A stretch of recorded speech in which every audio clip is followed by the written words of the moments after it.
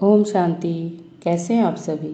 उम्मीद करती हूँ परमात्मा के आशीर्वाद से आप सभी बहुत अच्छे होंगे। कैसी लग रही है आप लोगों को संस्कार और उसकी मम्मी की स्टोरीज?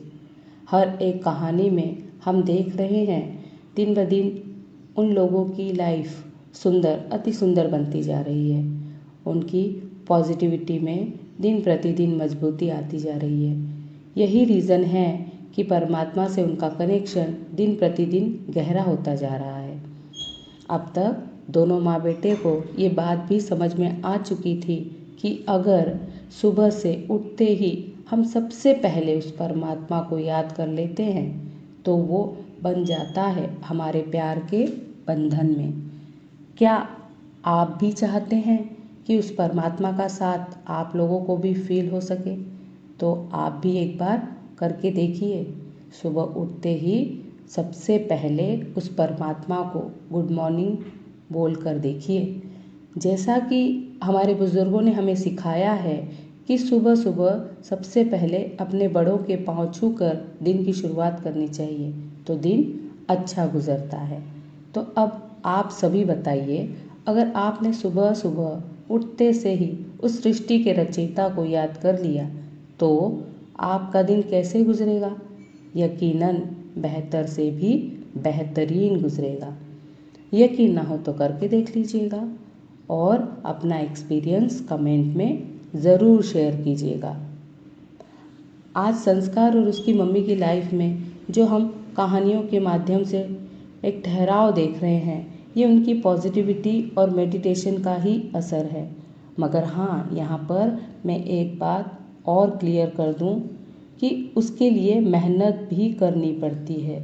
ऐसा नहीं है कि एक दिन किया और हो गया साल भर का काम। नहीं, ऐसा नहीं है। जैसे हमें पेट भरने के लिए रोज़ खाना खाने की ज़रूरत पड़ती है, वैसे ही इस मन की शक्ति को बढ़ाने के लिए मन को भी ज्ञान और योग की खुराक देनी पड़ती है। मैडम के स्कूल के सभी स्टाफ को पता था मैडम के पाँव के घाव के बारे में, जिसकी वजह से वे सब भी उनको कोऑपरेट करने लगे थे। उनको ज़्यादा देर खड़े नहीं रहने देते थे, उनको कहीं विज़िट के लिए नहीं भेजते थे और ना ही उनकी किसी ऐसी एग्ज़ाम में ड्यूटी लगाते थे जो कि दूसरी स्कूलों में होती हो। पाँव का घाव भरने के बाद अब तो मैडम स्वस्थ हो चुकी थी, इसलिए अब उनको खड़े रहने में, विज़िट पर जाने में और एग्ज़ाम ड्यूटी के लिए किसी और स्कूल में जाने में भी कोई दिक्कत नहीं थी।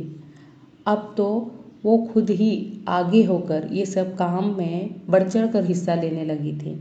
मेहनती तो वे थी ही, उनकी काम के प्रति लगन देखकर उनके स्टाफ में उनकी तारीफ भी होती है।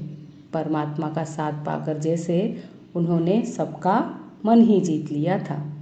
इस कहानी से हमें यह सीख मिलती है कि जब परमात्मा हमारा साथी बन जाता है तब हम महसूस करते हैं कि सभी खुशी खुशी हमारी मदद करने के लिए तैयार हो जाते हैं और परमात्मा के साथ से हम भी हमेशा ही उमंग उत्साह में रहने लग जाते हैं। हमारे जीवन में उदासी और मायूसी दूर दूर तक नज़र नहीं आती। बहुत अच्छा फील होता है हमको। ओम शांति।